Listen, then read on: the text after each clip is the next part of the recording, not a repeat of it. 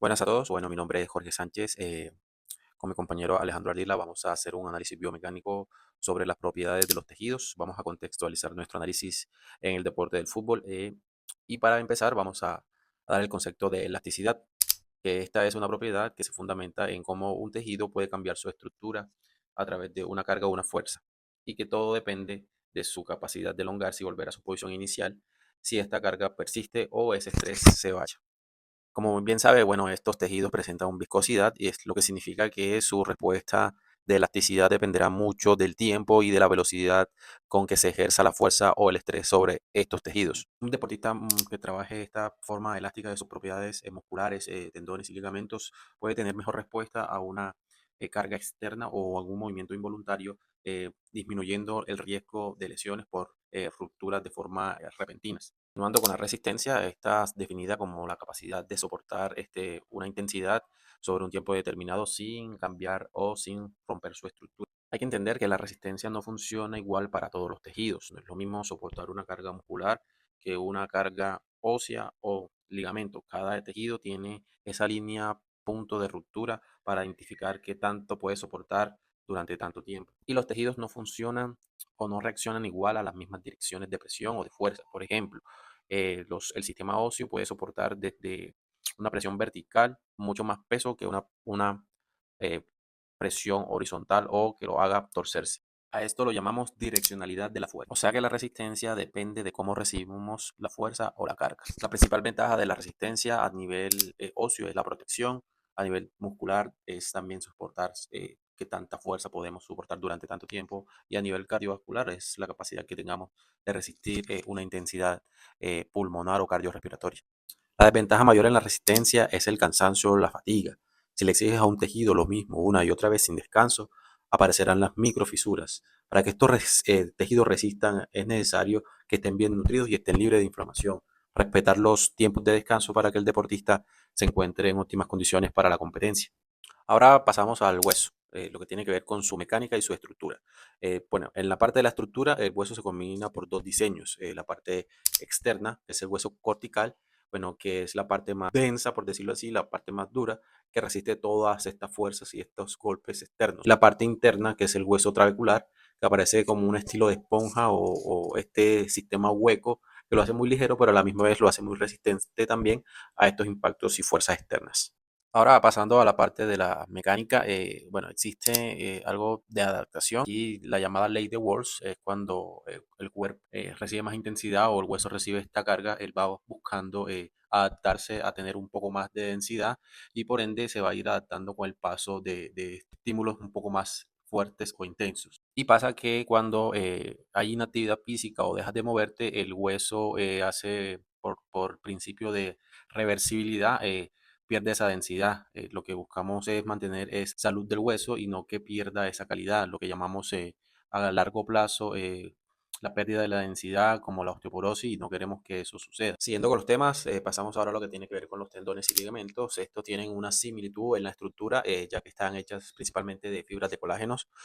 Sin embargo, bueno, el tendón une hueso con músculo y lo que su funcionalidad es hacer presión o fuerza. Y en cambio, los ligamentos unen hueso con hueso, y su principal característica sería la estabilidad y soporte. Ahora, desde la mecánica de los tendones y ligamentos, los tendones podemos decir que es un transmisor de la energía y toma esta contracción del músculo para mover la palanca, para lograr obviamente un movimiento. Por lo tanto, los ligamentos actúan más que todo como frenos inteligentes, que no haya movimientos exagerados en las articulaciones. Esto para evitar de pronto una lesión de tipo ligamentosa y pueda ocasionar una lesión en el deportista. La ventaja de entrenar estos tendones o ligamentos es que te va a dar un poco más de potencia y confianza en los movimientos de cambios de direcciones, te va a dar mucho más estabilidad, pero también tiene algo que ver con la propiocepción de nuestro cuerpo.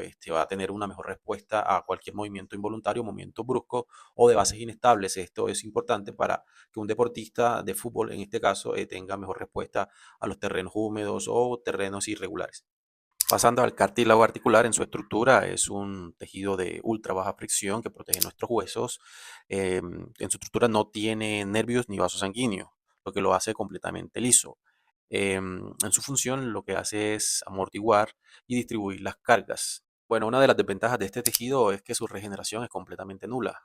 Una vez dañado este tejido no puede recuperarse. Por eso es importante el control del peso. Y en los deportes una buena biomecánica hará que puedas cuidar este tejido y no sufras de alguna molestia de artrosis a largo plazo.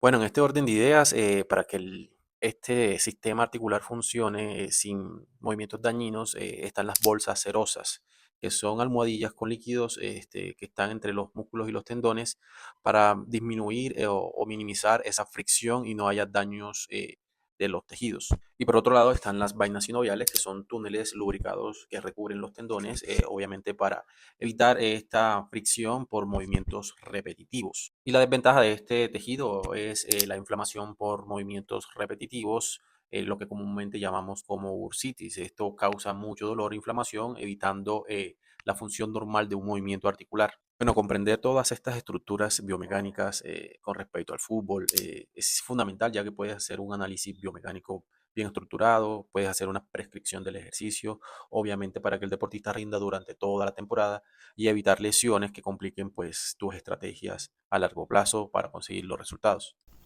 Hola, vamos a hablar sobre la biomecánica del músculo y vamos a contextualizarlo dentro del deporte del fútbol tomando una acción motora que es el cabeceo. Primero, vamos a hablar sobre las fibras musculares. En nuestro cuerpo tenemos tres tipos de fibras musculares. Fibra muscular lisa, que recubre los órganos de nuestro cuerpo. Fibra muscular cardíaca, que es la que le permite al corazón realizar el bombeo y poder llevar sangre a todas nuestras extremidades. Y la fibra muscular musculoesquelética, que es la que en este momento nos interesa y nos permite crear movimiento. Ahora, para crear ese movimiento necesitamos hablar sobre la unidad motora. La unidad motora está compuesta también por las motoneuronas.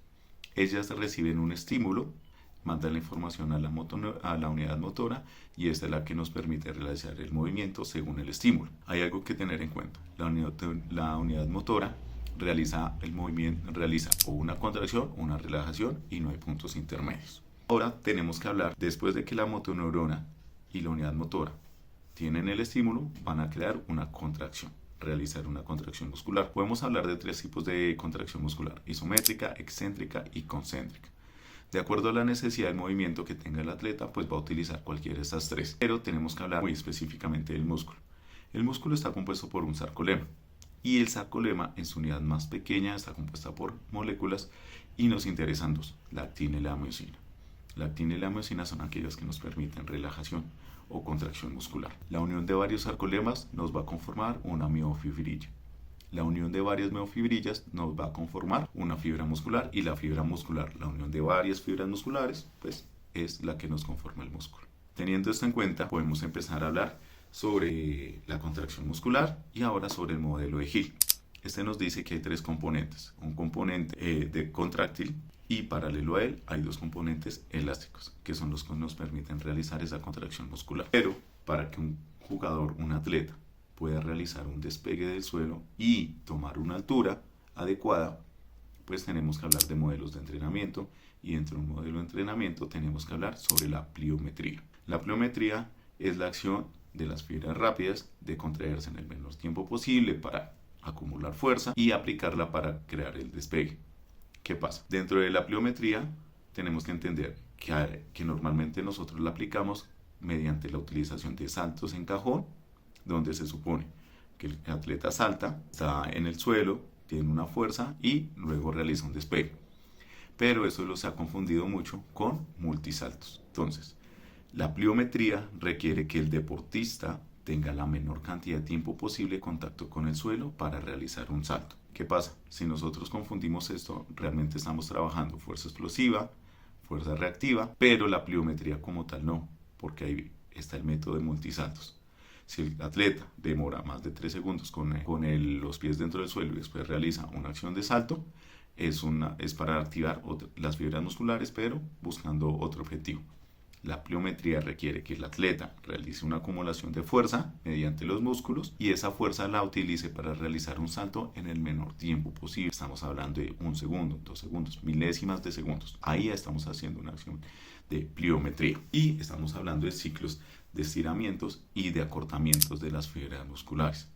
En la acción del cabeceo estamos utilizando la tercera ley de Newton, estamos activando mediante el músculo Estamos ejerciendo una fuerza sobre un objeto estático. Este nos devuelve la fuerza en sentido contrario como producto.